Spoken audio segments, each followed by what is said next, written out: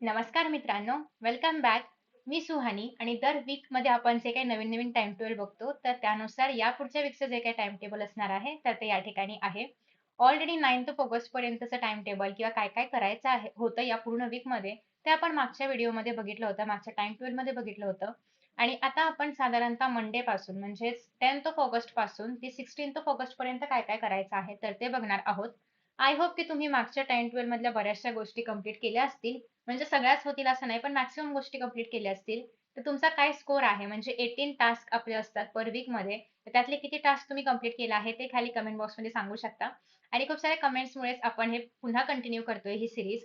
So आत्तापर्यंत साधारणतः आपण ही जुलैमध्ये स्टार्ट केली होती. आता ऑगस्टपर्यंत ऑलमोस्ट 3 ते 4 वीक्स होत आहेत या सीरीजला. सो नक्की खाली कमेंट बॉक्समध्ये सांगा की कितपत तुम्हाला याचा फायदा होतोय आणि किती टास्क तुम्ही पूर्ण करू शकताय. बघूयात कोणी-कोणी जास्तीत जास्त टास्क कंप्लीट केलेले आहेत. आणि तुम्ही जे काही टास्क कंप्लीट केलं असेल किंवा तुमचा जो काही रिव्ह्यू असेल तो तुम्ही खाली सांगू शकता. सो त्याला आपण शाउट आउट देऊयात नेक्स्ट व्हिडिओमध्ये किंवा शॉर्ट्स थ्रू. सो याच्याने अजून लोकांना पण इन्स्पिरेशन मिळेल त्यांचे हे सगळे टास्क कंप्लीट करण्यासाठी. बाय द वे याच्यामध्ये मी अजून काही इम्प्रूव्ह केलं पाहिजे का? अजून कोणते टास्क ॲड करायला हवेत का? किंवा तुमच्या जर युनिट टेस्ट वगैरे येत असतील तर त्याप्रमाणे मी याच्यामध्ये काही मॉडिफिकेशन्स करायला हवे आहेत का? तर हे पण तुम्ही मला खाली कमेंट बॉक्समधून वगैरे सांगू शकता. ठीक आहे? So let's continue. आता आपण याच्यामध्ये बघणार आहोत, की एक्झॅक्टली काय-काय टास्क आता आपल्याला या वीकमध्ये कव्हर करायचे आहेत किंवा हा वीक आपला कसा असला पाहिजे. तर सगळ्यात पहिल्यांदा आपण बघणार आहोत, की 10th ऑफ ऑगस्टला काय करायचं आहे. स्टार्टिंग विथ आपला मंडे, की 10th ऑगस्टपासून काय सुरू करायचं आहे. तर 10th ऑगस्टमध्ये सगळ्यात पहिल्यांदा आपण करणार आहोत ते म्हणजे लँग्वेजेस. लँग्वेजेसमध्ये मराठी ज्याचा 4th चॅप्टर मराठी मीडियमला असेल तर तुमच्याकडे 4th कविता आहे उत्तम लक्षण. इंग्लिश मीडियमचं असेल तर जे काही तुमच्या बुकमध्ये 4th नंबरचं असेल ते तुम्हाला करायचं आहे. आणि जर ते तुम्ही ऑलरेडी केलं असेल तर मग जे काही बाकी आहे ते तुम्ही कंटिन्यू करू शकता. त्यानंतर 10 ऑगस्टला मॅथ्समध्ये काय करायचं आहे. तर मॅथ्सचे साधारणतः मॅथ्स पार्ट 1चा सिलेबस आपला थोडासा पुढे आहे.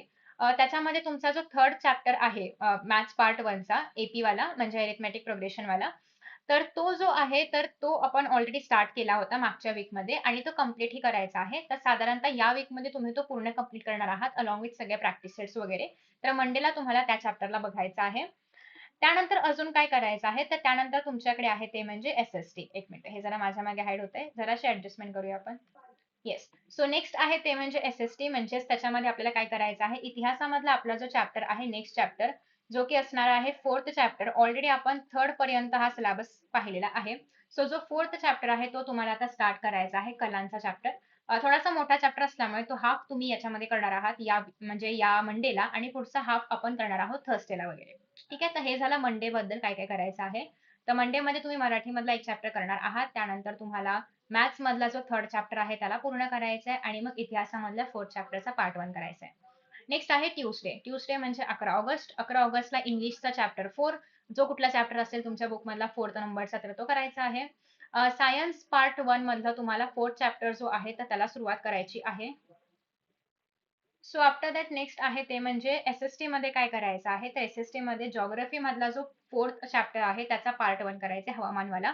पार्ट 1 म्हणजे तुम्ही भारताचं हवामान करू शकता या डेला आणि नेक्स्ट जो आपला असेल जिओग्राफीवाला या वीक मधला, की तुम्ही ब्राझीलचं हवामान करू शकता. सो असं तुम्ही पार्ट करू शकता त्या चॅप्टरमध्ये भारत आणि ब्राझीलचं वगैरे. जेणेकरून दोन्ही म्हणजे पूर्ण चॅप्टर जो आहे तर तो तुम्ही या वीकमध्ये कव्हर करू शकाल. त्यानंतर आफ्टर दॅट नेक्स्ट आहे आपल्याकडे ते म्हणजे वेडनेसडे. वेडनेसडेला आहे 12 तारीख. तुम्हाला जर हिंदी असेल तर हिंदी करायचं आहे कंटिन्यू. संस्कृत असेल तर संस्कृत कंटिन्यू करायचं आहे.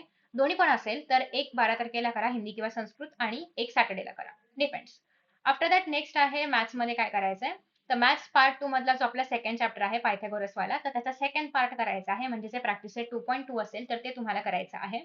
आणि राज्यशास्त्रामधला जो 4th चॅप्टर आहे आपला त्याचा फर्स्ट पार्ट करू शकता. राज्यशास्त्र ऑलरेडी आपलं खूप पुढे आहे. सो इथे तुम्ही काही न करता म्हणजे राज्यशास्त्र न करता इतर कुठल्याही विषयाचा अभ्यास केला जो की तुमचा बॅकलॉग वगैरे असेल तर तो सुद्धा चालू शकतो. कारण राज्यशास्त्रामध्ये इन मीन 5 चॅप्टर आहेत. त्यातले पण 3 आपले ऑलरेडी लास्ट वीक पर्यंत कव्हर अप होत आहेत.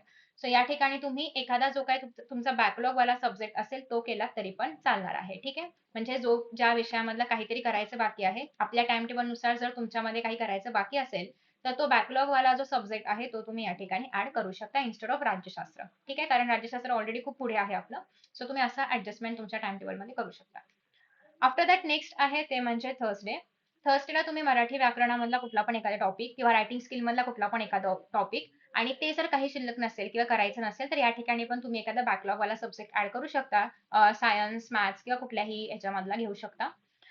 नेक्स्ट आहे ते म्हणजे मॅथ्स किंवा सायन्सपैकी तर सायन्स पार्ट 2 चा जो चॅप्टर 2 आहे, तर त्यातला सेकंड पार्ट जो काही हाल्फ पार्ट तुम्ही मागच्या वीकमध्ये केला असेल, आता उरलेला हाल्फ पार्ट तुम्हाला या वीकमध्ये करायचा आहे.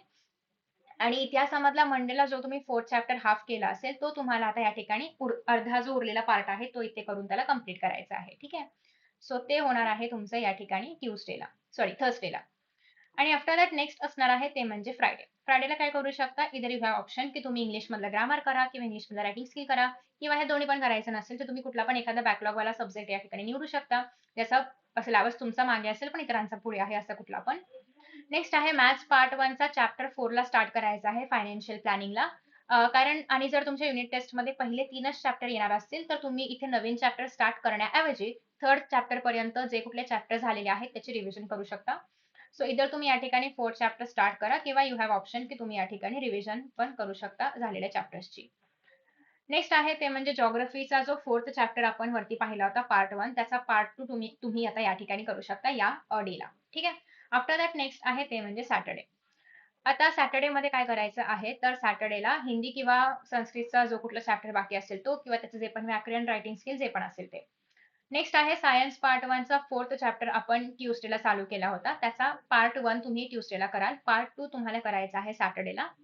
राज्यशास्त्राचा चॅप्टर 4 चालू केला असेल तर तो करा. अदरवाईज या ठिकाणी जसं आपण बॅकलॉग सब्जेक्ट लिहिलंय सिमिलरली तुम्ही तेच या ठिकाणी कॉपी पेस्ट करू शकता, की तुम्ही इथे पण एखादा कुठला पण बॅकलॉगवाला सब्जेक्ट ज्याचं काहीतरी पेंडिंग आहे रिव्हिजन वगैरे जे पण पेंडिंग असेल, ते तुम्ही या ठिकाणी कंटिन्यू करू शकता. त्यानंतर आफ्टर दॅट नेक्स्ट आहे ते म्हणजे संडे. संडेला आपण वीकली रिव्हिजन करतो लँग्वेजेसची जर तुम्ही नवीन काही शिकला असाल तर किंवा रायटिंग स्किलमध्ये काही नवीन फॉर्मॅट शिकला असाल तर किंवा मॅथ्स आणि सायन्समध्ये मग आपण मॅथ्स पार्ट 1, पार्ट 2 चे फॉर्म्युला किंवा थिअरम्स वगैरे टाकतो. आणि एस-एस-टी मध्ये तुम्ही याच्यामध्ये ॲड करू शकता. जर कुठला नवीन विषय म्हणजे नवीन चॅप्टर केला असेल तर त्याची रिव्हिजन, भूगोलामध्ये नकाशांची रिव्हिजन टाकू शकता किंवा अगेन तुमच्याकडे वेळ असेल तर एखादा बॅकलॉगवाला विषय याच्यामध्ये ॲड करू शकता. तर अशा पद्धतीने हे पूर्ण टाईम टेबल आहे, जे की तुम्हाला या वीकमध्ये तुम्ही फॉलो करू शकता साधारणतः 10th पासून ते 16th ऑफ ऑगस्ट पर्यंत. सो हवं तर तुम्ही याचे स्क्रीनशॉट काढून घेऊ शकता.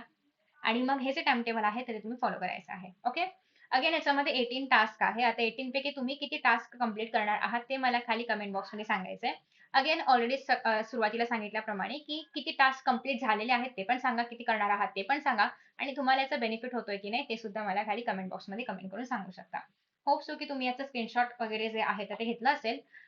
जर याच्यामधले मॅक्सिमम टास्क कंप्लीट करायचा ट्राय करायचा आहे. इन केस नाही झाले तरी पण इट्स ओके. जेवढे पण तुम्ही कंप्लीट करू शकता तेवढे तुम्ही कंप्लीट करायचा प्रयत्न करायचा आहे. आणि thank you so much for watching. Will see you in the next session. Bye bye.